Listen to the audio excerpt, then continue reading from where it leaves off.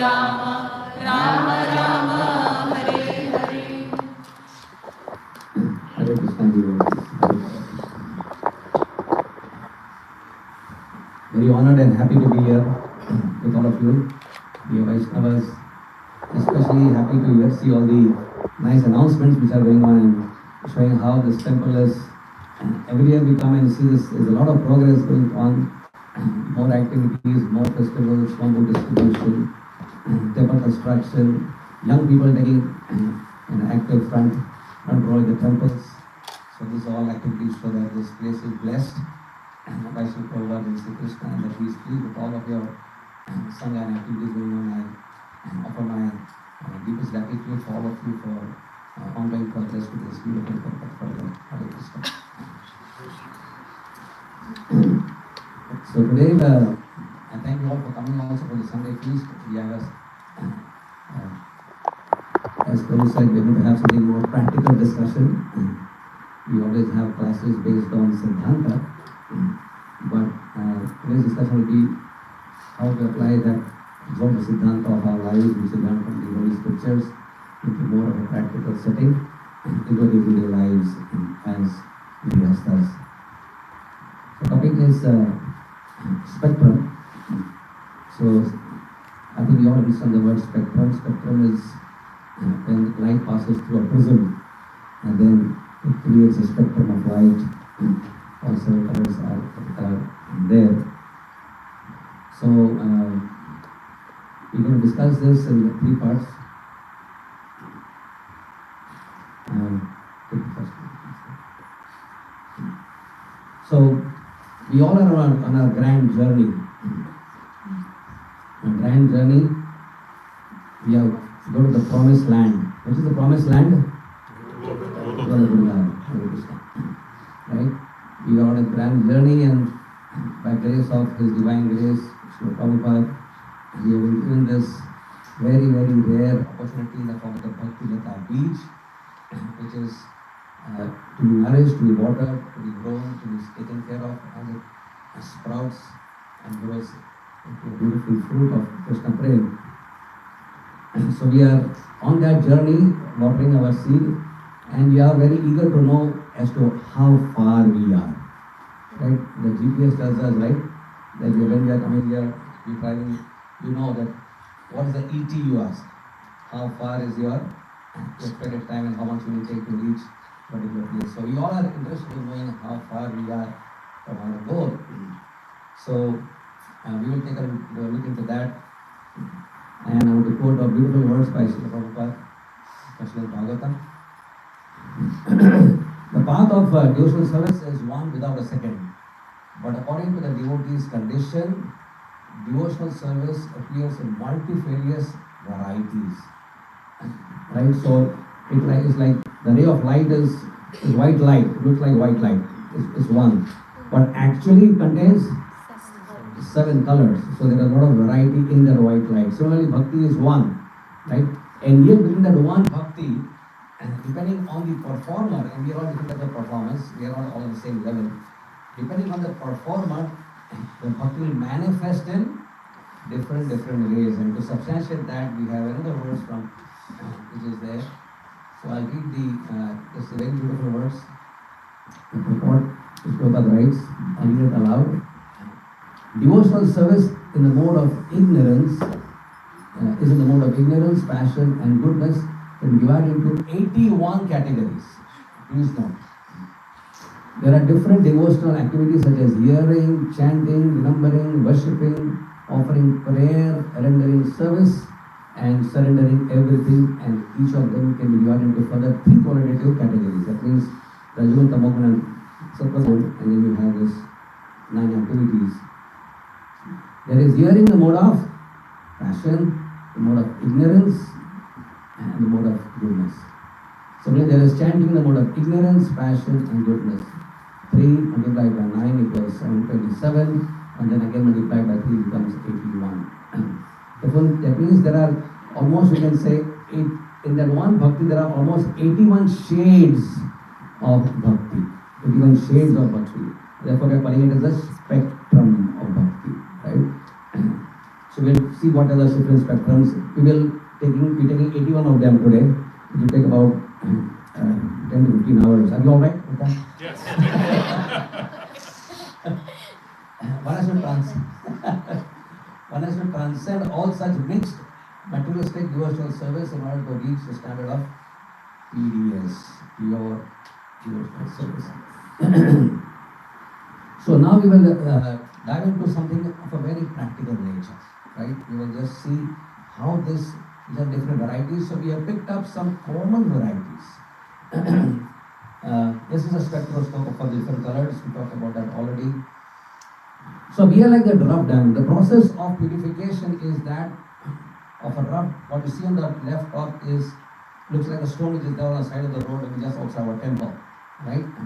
So we are one of those, but actually when you polish that, the apparently useless looking stone is nothing but a beautiful diamond. And that diamond is supposed to sit as a ring in the fingers of Lord Nita and Radha Krishna. Right? That is the process of purification we have to do. It is as Prabhu also explains in his purport that when the rainwater falls from the sky, and if you are flying in an airplane and open the windows, you can just put a glass outside, get your water, will be only 2 molecules of hydrogen and 1 molecule of oxygen, H2O in its purest state. But as that same water drops down through the atmosphere and falls down, it gathers a lot of unwanted stuff as it falls to the ground. It mixes with so many things and it becomes rainwater, becomes dirty water as it flows to the gutter sometimes. Right? So the process of purification is to reverse that back and come to our original state. So we'll start with one particular variety. We will be taking a few varieties of bhakti, as I said. So this is there's nothing like intrusive bhakti, but we will explain that what this means. This is not a Shastri word, but what does intrusive bhakti really mean? So we are being influenced by different people as we go on into our journey of life. Those who are our closest friends, who are our dearmost devotees, influence us in a very, very positive way. But we are close to so many people in this world, and there could be also different people who are influencing in a unhealthy ways which cannot be so conducive towards further development bhakti. So that we're calling as unwanted, unhealthy, as intrusion into the realm of pure devotion. And other family members, so this could be anybody. It could be a neighbor, could be even sometimes our own family members. Our family members, friends or devotees get too much closely involved with the level of the real key word here is what? Unhealthy interference. The person or couple or family. Often difficult to detect as it comes with a lot of concern, care or obligation. Right? So I said, people will say, get up in the morning at 4 o'clock. Really? You should be sleeping at that time, right? Or how much do you chant? 16 rounds. You are going to college and you have to study at that time. Maybe you should cut down your rounds and learn more of studies. You are doing Vishakhapriya. And it's not good. We're getting dehydrated, we get kidney stones. There could be people who could be saying various things to, and you're very young. Look at your age. What is your age? You're 16-year-old girl. Life is very. This is all people, those who have got grey hair, you see, or no hair.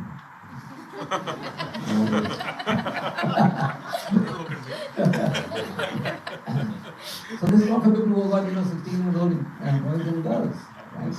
So there could be people who have their own ideas about what life should be like, right? And some of us, I don't know how much of people here in America, but we have gone through phases where some of our parents have made life very difficult for us. Because when we joined Krishna consciousness, when we were in our early teens, we had a tough resistance from our parents. So, be normal. Be not like anybody else. Everyone else is different than you. Why are you? So in this way, there could be people who are around us and who could be people who will love us truly. They care for us.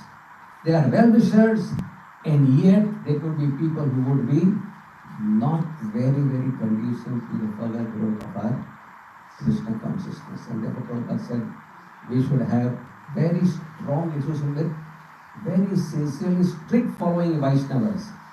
So what happens if we are intruded by the intrusion of these so-called close people?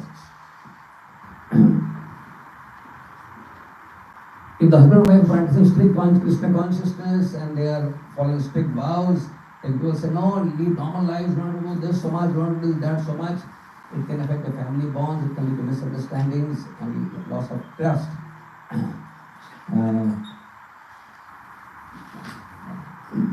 Right?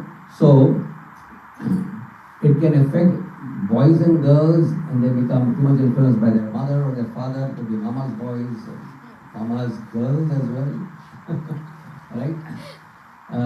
If the husband and wife are married and then too much influence from the parents, we call the husband and wife's bond is called the primary bond.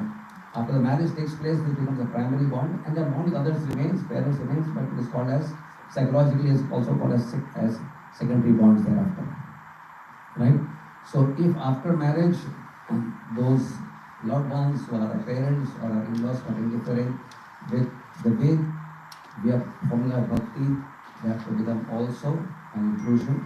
And it is difficult sometimes to really understand whether it is really, but a simple formula is that if it is favorable, whatever they are telling us, whatever they are conspiring us, whatever they are persuading us to do, if that is favorable to our bhakti, we accept that love and say, okay, we'll do it. But if it's somehow taking us away from Krishna, if somehow it's taking us from devotees, somehow it's taking from our devotional practices, we actually lovingly know and practice our heart to say, we may not say no to them, but we still, yes, you are right, yes, right.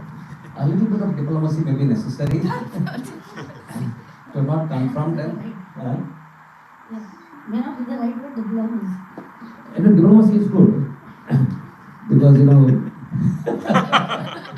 Raghunath Das Goswami also,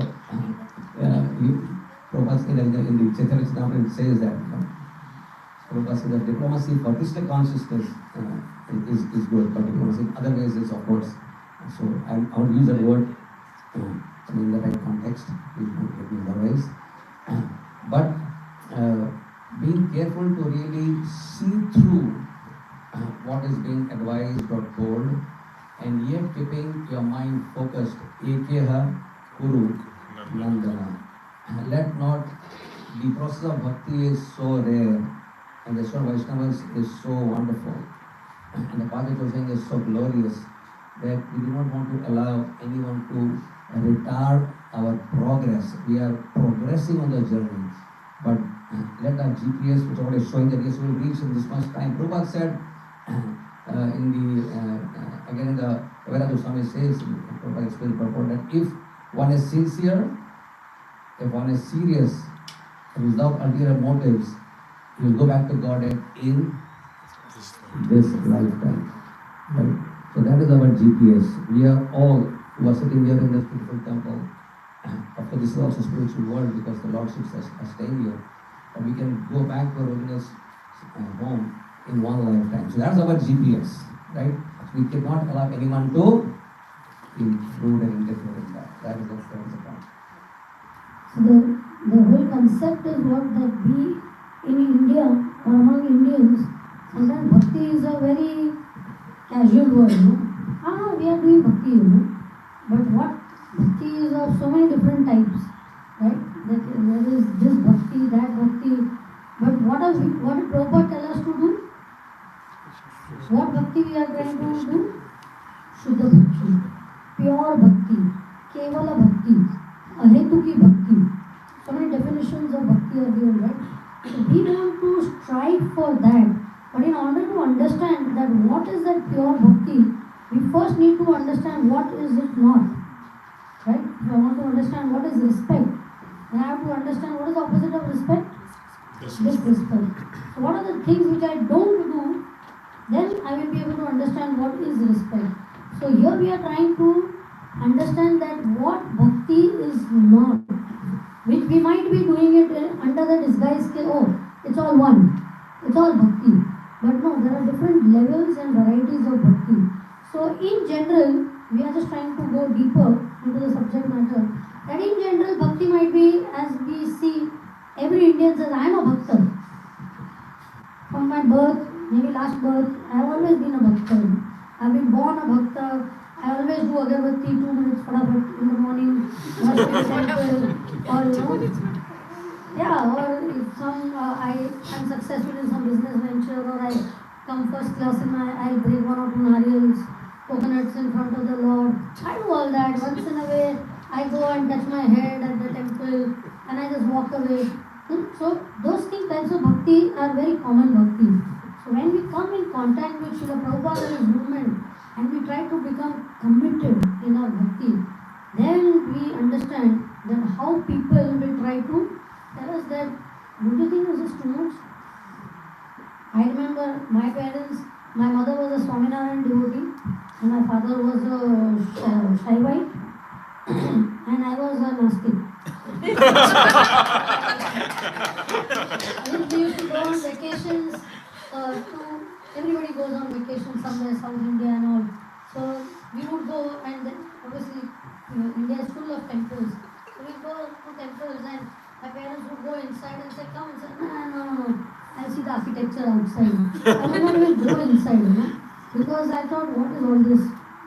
I mean, there's no clarity, and why to get bound up by all these things at this age, enjoy adventure, trekking, all those things, you should do.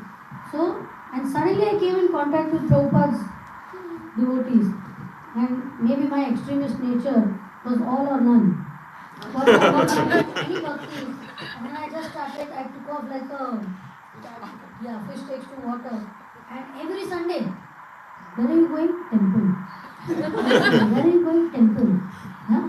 What time you will come? I don't know. So they got a culture shock, or I don't know what shock they got, that she was not interested in Krishna or any god, and now she wants to go every day. So what happened? That first bhakti which he said, intrusive bhakti. Obviously, who's better well-wisher for us than our parents? Right? They love us. So first they used to tell me, I will go sometimes to temple, Nastik, that you are studying in a ICSE school, all your people are like that over there, no interest in bhakti, at least some Ekadashi you do, they won't tell you that today's Ekadashi don't eat onion garlic, so as youngsters we are rebellious, I would eat double on that day. The days I was not so keen, but because that day they are telling me what to do, so I must eat double on that day. So then, being like that type of background, and then when you start coming into bhakti with this seriousness, they really thought that some black magic something has been done on this girl. Otherwise, how? We were breaking our heads that some prasad, something you do sometimes and never. And now every Sunday temple, then they start intruding. And they say there is no need. And then other relatives they would tell, explain. Samjhao. Explain it's too much at this age, it's too fast, should not, and then they will tell friends. So all of them start telling in different ways, and they start intruding on our already weak desires. How much is our desire to anyway become Krishna conscious, and we become defocused very easily, right? So that's the type of intrusiveness we have to be careful of, that it could be a disguised way people are trying to take us away from Krishna. And the second one type of bhakti is what? Confused bhakti, which is typical, right? Confusion means you actually say, I want to be a bhakta. But what's bhakti? Everything that, all that what you do for God. You yourself are not clear. You are confused. Okay, what has to be done? And even after becoming devotees, because we have so much of baggage and background of what it is and what it is not. So what happens that when we are trying to practice Krishna consciousness and there is close interaction with too many non-devotees, like we know Nectar of Instruction, it tells us what? The 6 do's and the 6 don'ts and what you should be careful of, and satsanga tyaga and everything. So why do they tell us this? Are they against some people or they are conspiring? No, it's not like that. But because too much close interaction with non-devotees, it could drag us and weaken our bhakti, which is already so weak, and confuse us. Yeah, it's a fragile thing, handle with care thing, and it could confuse us more that am I going too fast? Should I do this? Should I not do this? Another type of confusion that could come is what? Non-Krishna Katha conversations about latest rumors and institutional politics, which does it take place among devotees also? Does it or does it not? Is it that when we devotees meet, we only talk of Prahlad, Prachetas. you'll be surprised how the conversations go. I remember one time we friends met and it was a beautiful outfit the Lord was wearing. And we are all well-meaning Vaishnavis supposed to come together for association, and we said, wow, look at Radha Krishna, such a beautiful pink and white dress. Look at the flowers and look at this, and we are all appreciating, Radharani's smile is so this, and the jewelry of Radha and Krishna and the flute. And suddenly one person says that, oh yeah, I also have this type of dress. The second one says, yeah, I saw you wear it at that wedding. Where did you get it from, And then it went into Kalani Kirtan and the sale of Kalani, from where to where, and we forgot we are sitting in the temple. And we were supposed to have met for Krishna Katha, and what Katha it landed up in, we really do not know. So, we well-meaning devotees, but because of the nature of the material energy, we just landed up going here, and then we start getting into, then we start talking about devotees sometimes, that person, what to talk, you don't know about this, like this, yeah, then 2 more masala chunk I will put on. You are saying this much, I tell you 2 more aspects of, and then the politics and commenting and all this and where we go. Okay. Third thing that could happen is what? Overindulgence in social media, which is the threat today that has come, which was not there few years back, right? We call it mobile asur. Right? Mobile asur, that damage that was not done by any of the demons over so many years. I think it was easy for Krishna to kill Trinavarta, Asur. But this asur is really Krishna is also maybe having a tough time to see how to protect my devotees from this asur, right? It's a very big challenge in today's day and age. The use is not good, not bad, but the abuse which is happening, the overindulgence, the addiction that we all are, like victims of, there is a withdrawal symptoms which we get if we don't, catch on to it too much. As soon as there's a click, notification, something, It is like an ecstatic symptom which comes up. Ashtavikar starts happening, that there is an uncontrollable urge. The hand automatically goes there and you have to pick up, So all that overindulgence that happens, that makes us so confused that what have I come here for, right? What is the bhakti that I am supposed to do? And on social media, so much of matter is there, which will add to our confusion that what actually bhakti should be. Also reading too many varieties of non-devotional literature and other similar appearing, non-devotional literature that could be. So you might read about you go to Dham, Vrindavan or Mayapur, and so many spiritual looking books are there with Radha and Krishna on the picture only, on the top. But you open up and there is Sahajya Bhav being taught to us. And what are the other things? Also, lot of Apasapradayas are there. We are also writing books. So different concepts come up, and we feel, the temple residents and my counselors, they didn't teach me all this. They are envious of me. See, this is more deep. So I should practice this. I should learn how to cry for Krishna. I remember one program we had invited some people, and we didn't know who they are, and they came, and during Kirtan, one of the girls, one of the teenagers, she started crying. So 2 of us got really concerned that we went that 1700 So the third one said, no, let her finish. It's part of her sadhana. She has to cry for so much time. So let her cry. She read in this book that this is how you should practice bhakti and like this. So they are completely confused type of people.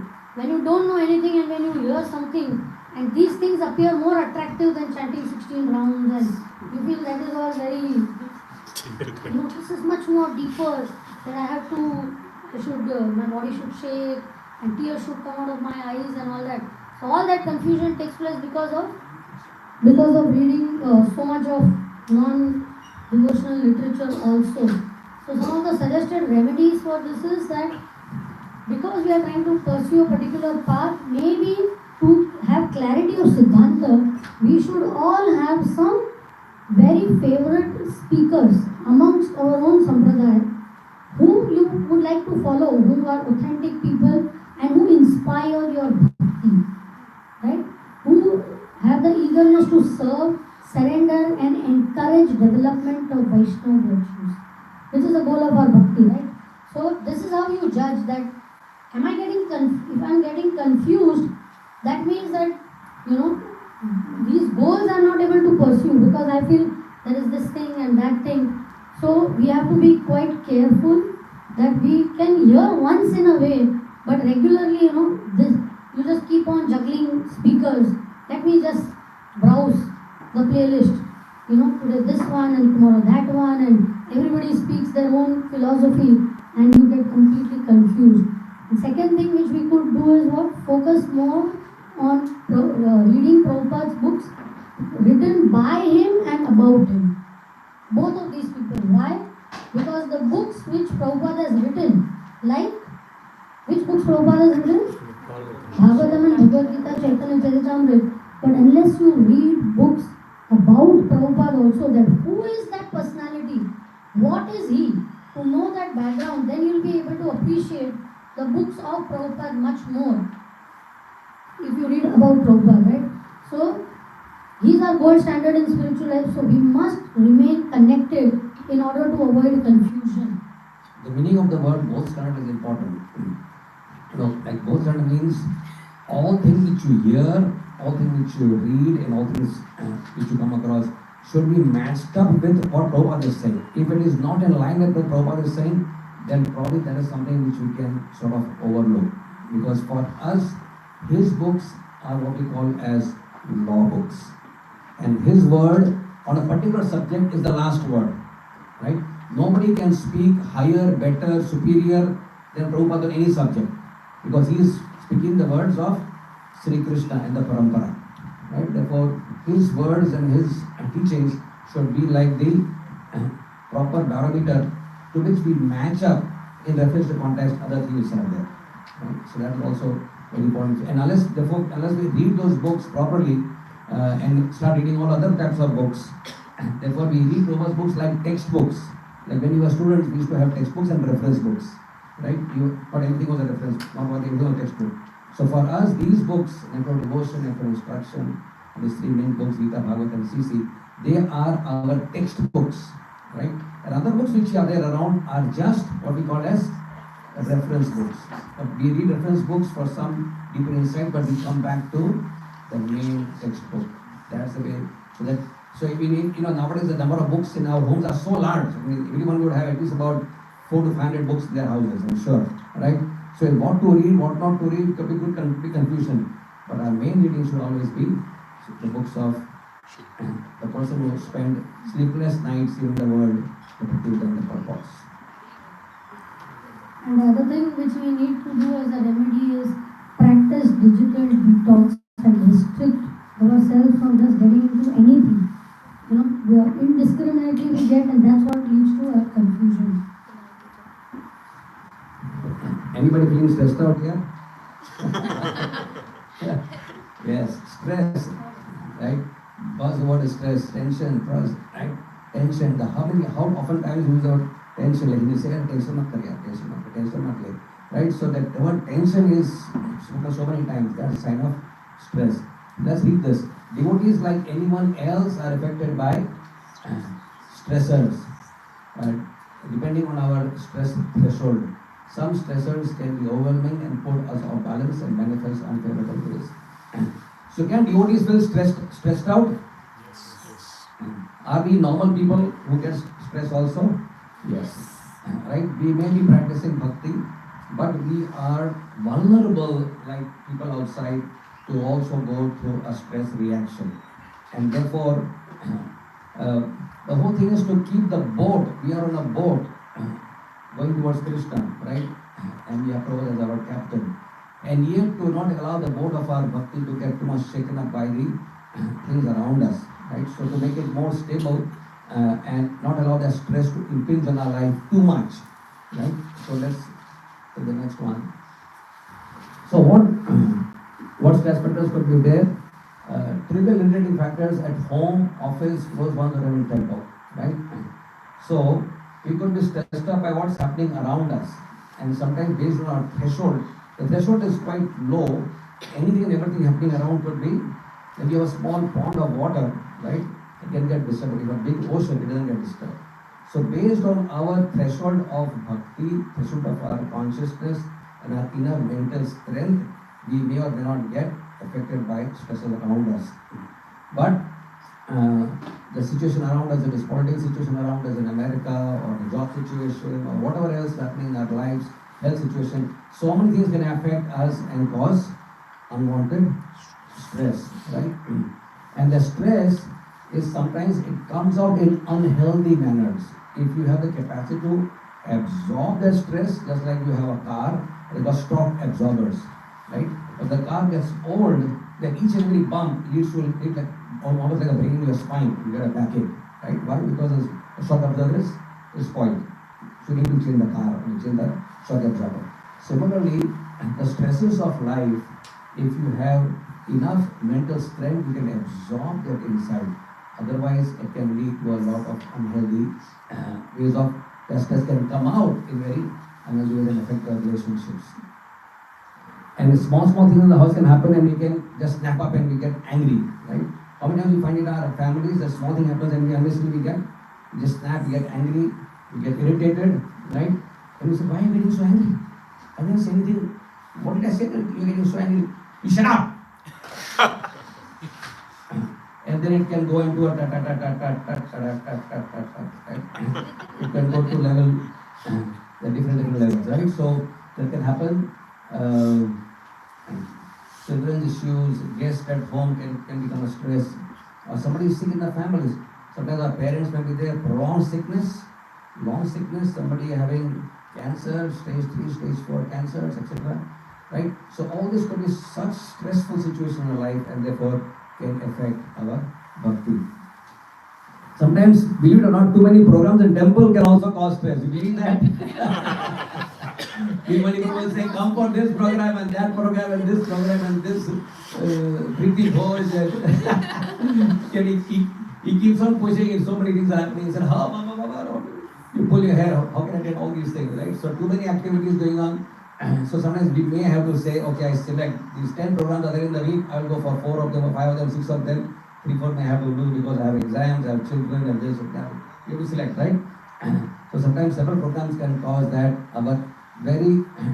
but too much involved in temple activities, not giving enough time for homework getting neglected, right? So always the key word is always what? balance, right? Whatever it is, our home duties, our responsibilities, domestic levels, our temple activities, if we do not cause balance, it will cause, even if it is temple activities or family activities, stress, right? And stress is not good. Stress is the cause from common cold to cancer. All diseases are caused by stress primarily. So please, we need to handle stress properly and live life of balance. Very, very important, right? There could be many seminars which we could talk about that, but we won't go into all that. These things. Not planning our monies, right? Devotees plan the spiritual lives nicely, but sometimes we fail to bring about financial planning, right? So there needs to be in every congregation, especially like I have a doctor, right? So devotees have problems on medical side, then they need to approach me, come to the hospital, and we can guide them. Similarly, every congregation would need also different types of experts, And I think, I'm sure you would need some financial experts where devotees can go to, hey Baba, I have to plan, my retirement, I have to plan my future, I have to plan my old age, and plan my insurance. So every devotee did not think that who will take care? Krishna will take care. But Krishna is giving you intelligence that you have to take care, right, on Krishna's behalf. So we cannot act like sometimes old ISKCON people say, oh, Krishna will take care, my children are born, okay, Krishna will take care, and then we have a lot of complications in our ISKCON, right? So yes, my dear devotees, please do not shy away. Money is not Maya, for devotees is not Maya. Plan your future, plan your old age, plan your health, plan your monies, invest wisely, right? So all these things can become stress. I have no people who are there around me who did not plan their monies, and if they are forced to work when they are even 75 years old now, and still they have to work. They couldn't retire, right? But when they were young, they did not plan their lives. So please plan. Right, so if you're stressed, what do you do for short-term relief? Play music. So, right, so don't shy from that. If you need to, sometimes it is just need to sleep. You're too stressed out, just take a 2-hour nap. Sleep is not Maya. It's the way your body will again reset itself. It's a reboot itself to come to a state of normalcy. Play Kirtan of Prabhu and your favorite singer, Madhav Prabhu, over else, and just stress will come down. Right? Sometimes just being in solitude will help. Just being, so solitude is sometimes very energizing. Just be in solitude, or take a good outing with family and friends. Go for running security, and if the things are too overwhelming, do not allow that pent-up stress to remain too long. It may really affect your heart, it may affect your vital organs. Please, we are in a congregation of loving devotees. Everyone here needs to have close friends. We are not just friends here in temples and Hari Bol, Hare Krishna, like that. But we need to develop very intimate relationships among each other here, where we can share the joys, our stresses, our sorrows also. We are a family, right? We are a family of Srila Prabhupada, we are a family of the Lordships. So, please feel free to develop rich friendships, take initiatives to share your joys and sorrows with others, and those who are sharing their joys and sorrows, please keep it confidential, not publicize. Oh, you know what happened, that fellow is going through a lot of stress, But yes, keep yourself confidential, you should be there. Right? So, let us try to live a life to avoid this unwanted, unhealthy stress, which can have far-reaching negative effects. Let us like to live a more regulated lifestyle. Prabhupada says in the first canto of Srimad Bhagavatam, the cause of all disease is lack of regulation. And Prabhupada was a perfect regulator of his life. We know how much regular he was. Time management, good night's sleep, and if necessary, also do not shy from taking supplements, right? Because today's modern diet is so much contaminated with and low on nutrition. We may need.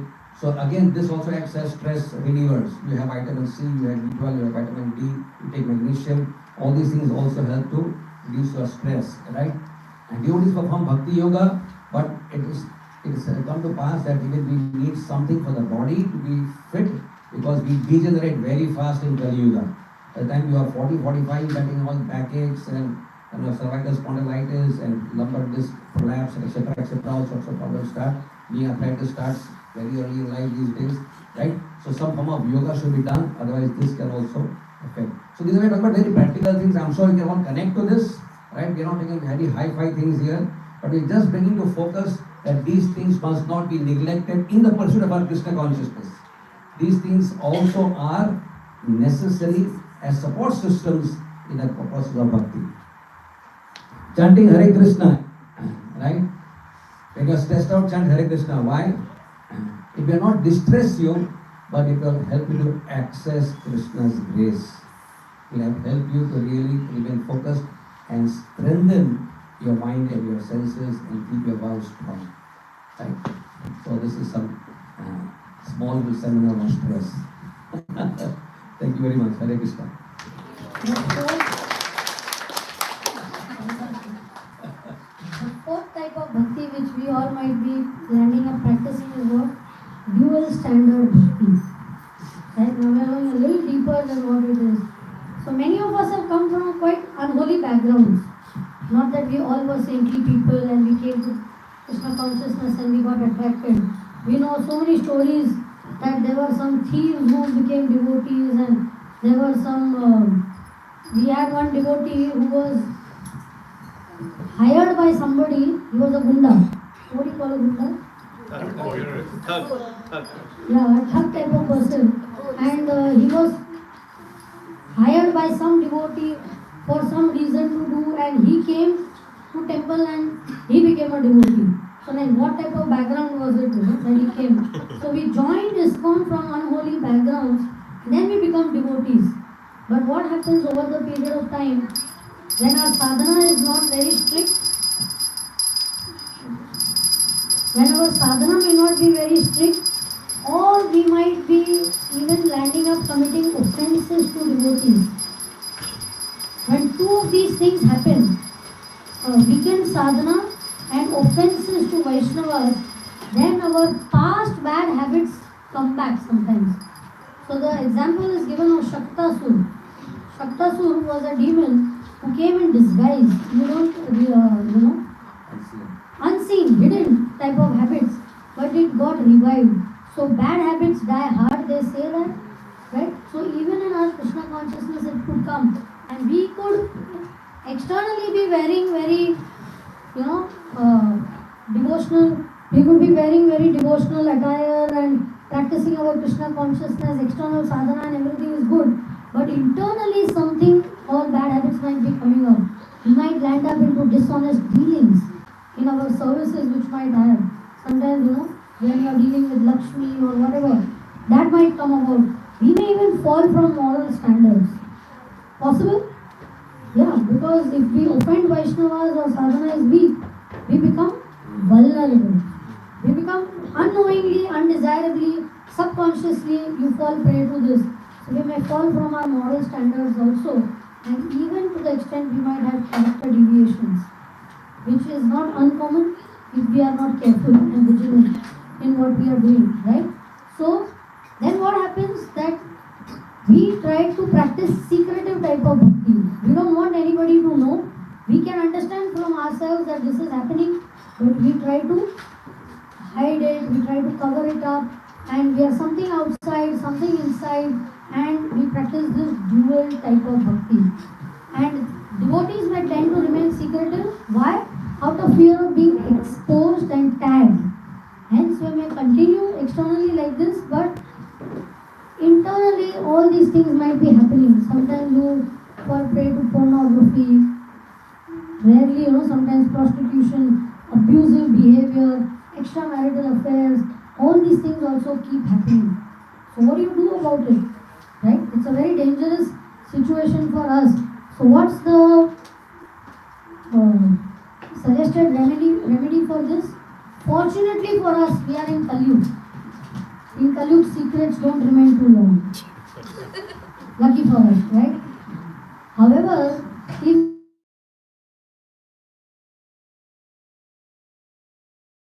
immoral behavior is often very disastrous. It has disastrous results on our faith, on the faith of others, on the community at large. So it's very dangerous to practice this type of dual standard bhakti. And how do you get over this? By igniting the fire of true repentance. It's not wrong if something happened to us, it happened, but we admit our weakness and we try to immediately rectify it. Not that we continue that, oh yeah, I'm enjoying this, people think I'm a great devotee, but it's okay. This is my inside life, that is outside life. Double standard lives we land up living. So then what we need to do, if I'm having the strength on my own to ignite my fire of repentance, good. But if I find myself weak, but I'm still sincere, Guru and Krishna can forgive and accept weak devotees, but they do not like hypocritical, duplicitous behavior. They will not be happy with that. So then if we are finding ourselves weak, then we have to take shelter of trustworthy, mature mentors in our life who will give us the strength, the guidance, and how we can come out of this situation into which we have unfortunately fallen due to some reason, right? And then we gain strength from their association and get back online to little stricter sadhana to avoid this dual standard, continuation of this dual standard bhakti. You have to end at what time? Need any more? You can tell us how much time we have. 5 minutes. We'll try to make it fast. Yeah. So there is something called as fanatical bhakti, coming from being immature in our understanding of Krishna consciousness, keeping unrealistic and impractical standards of Krishna bhakti at home with close ones, an overzealous attempt to apply many principles of Krishna consciousness without consideration of taste, style, and patra.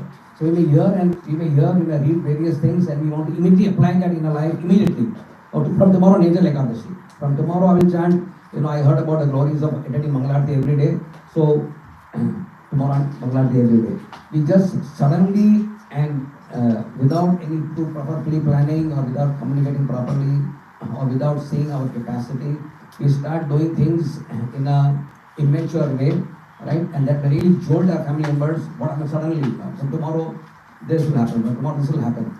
So this sort of very strong, because you heard something in the temple, you want to immediately apply that.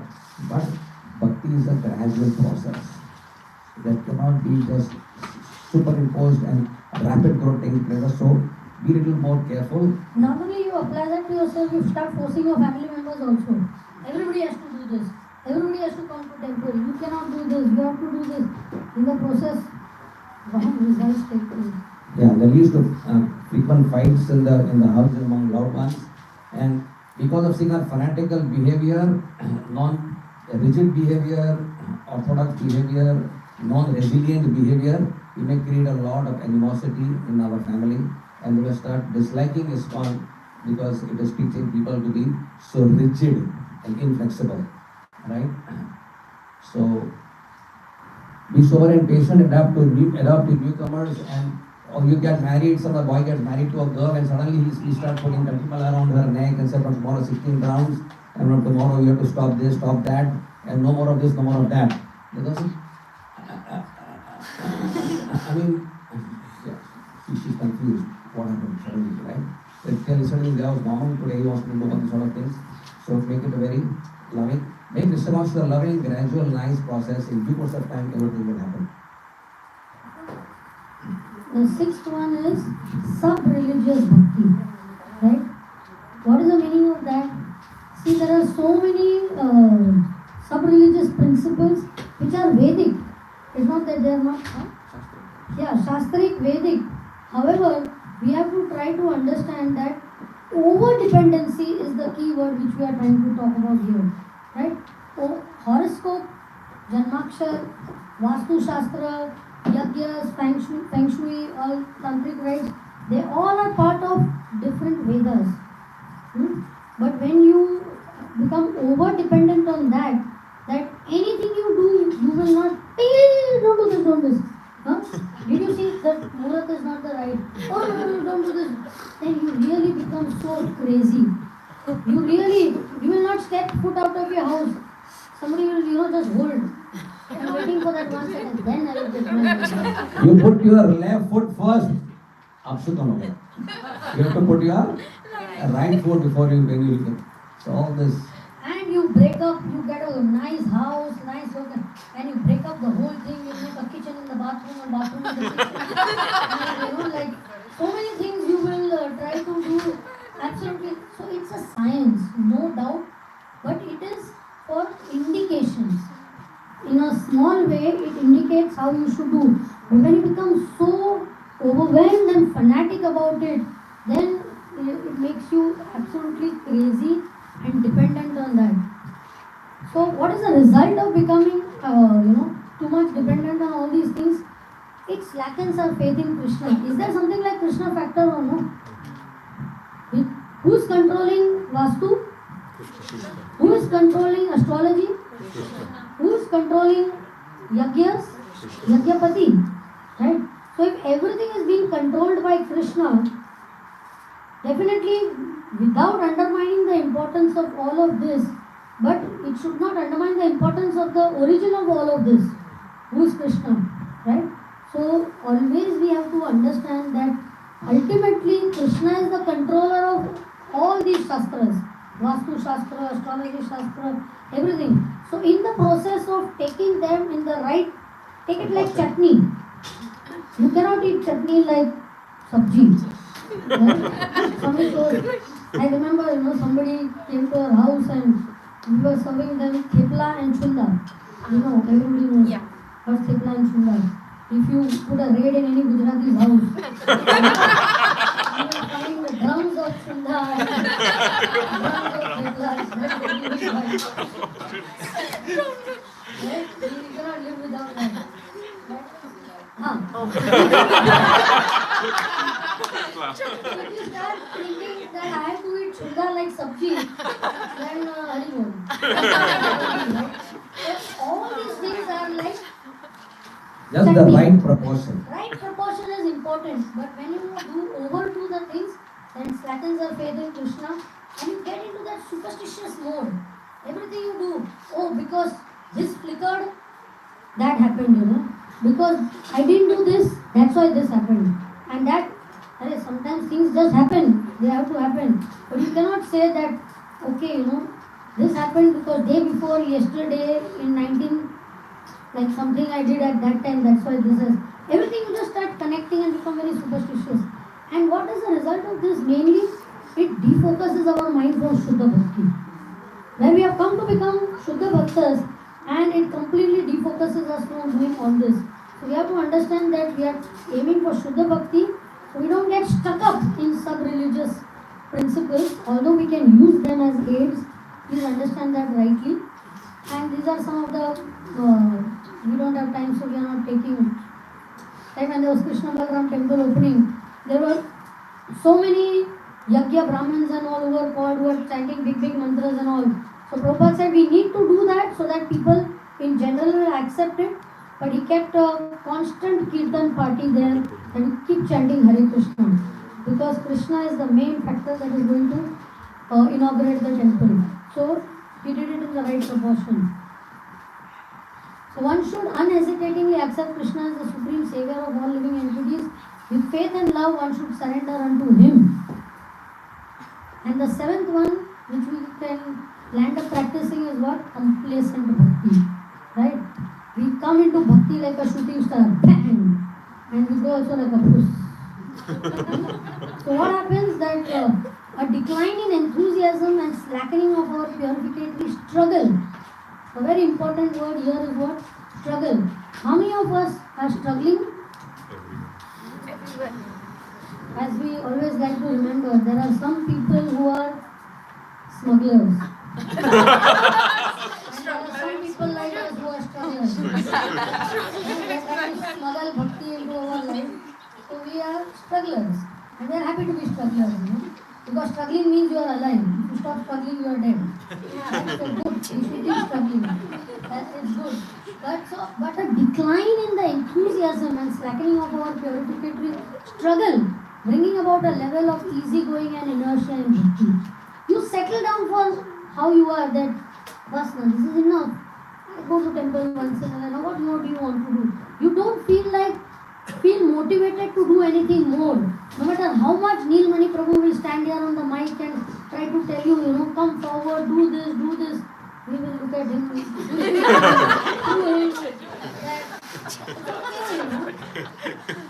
I'm already doing it. It's enough. I don't think I need to push myself more than this, So you just become very complacent in your life, right? And then nothing can energize us to come forward and shake our bhakti. And what does it result in when we become complacent in Krishna consciousness? Resurgence of desires for mundane pleasures and distancing off from fired up association.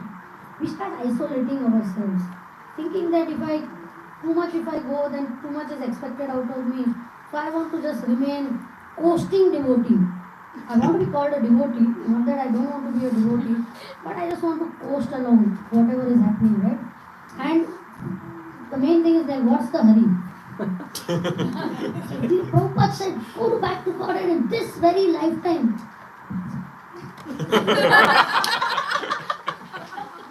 Hurry, Prabhupada, chill. Take it easy, we are in no hurry. No, we are practicing bhakti, which is known as what? Tivrena bhakti yoga. Tivrena. You know, we cannot be like this and do bhakti. So, what is the suggested remedy? Practice eagerness and gratitude for the rare jewel of bhakti and become actively involved in a responsible project. So many projects are being brought about by temples. Youth preaching is there, Food for Life is there, temple construction is there. Get involved with it, then automatically you will remain enlivened. Otherwise, you will automatically become complacent. And increase association with fired up devotees involved in serious bhakti. If you remain with thanda devotees, like that. But somebody is all the time doing something, and even if you don't want to move, you are forced to. You end up being like that, right? Isn't that true? So always remaining with us, enthusiastic devotees. Those who have traveled in second class compartment in Mumbai, even if you just have to stand in multiple, you have to get down at a particular station, just stand at the close to the exit, and people who are coming out will just push you out of the station, right? So it's like that. If you are with fired up devotees, you get dragged into that energy and move along with them at fast speed, right? So you should not be with that thanda, cold, ice cold. It may cold outside, but don't be with cold devotees. So having mercy on you all, we won't take 81. We'll stop at 7. But it gave us some idea that bhakti, the word bhakti also, there are so many varieties of bhakti that we may do, and we may fit into one or more of these categories. So it is for self-analysis, for us to understand that which of these bhakti we are practicing, what are the suggested remedies that could be, what could be the results. So just food for thought that we gave, and we'll just end in 2 minutes. Just a reminder of some very important statistical figure here. It has taken 8,600,000,000,000 long years for this world to experience the supremely powerful mercy and process of achieving Braj Bhakti represented by Shri Gauranga Mahaprabhu. Anarkita Charantirat Karana Kirmakalar, that is what everyone knows, right? So there is nothing more rare in our life than the jewel which and the supreme Shiromani, Data Shiromani Chaturmasu has brought to this world, right? So it has taken unlimited sacrifices of our worshipful acharyas and rivers of tears of our beloved Sri Prabhupada to make us eligible to get us a rare gift of Krishna consciousness, right? And something which is 100% pure. Nothing mixed, nothing adulterated, nothing less than the best is available to us at our doorstep in all our temples in Krishna consciousness in ISKCON, right? Therefore our souls can never be truly satisfied. Let us know whatever else that our souls deep inside can never ever be truly satisfied with the awakening without our awakening of the intrinsic pure unalloyed love for our beloved emperor, sweetness and Madhuradi Pati, Madhura, right? So Krishna consciousness is the supreme medicine, and the supreme medicine for all of us. Enechi Aushadhi Maya, Nasibaro Lagi. Let us chant one time Lord Mahamantra. Hare Krishna, Krishna Krishna, Hare Hare, Hare Ram, Hare Ram.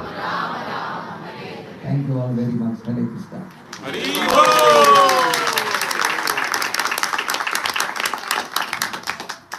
Actually, this was like a 4-hour seminar which we just did in 1 hour.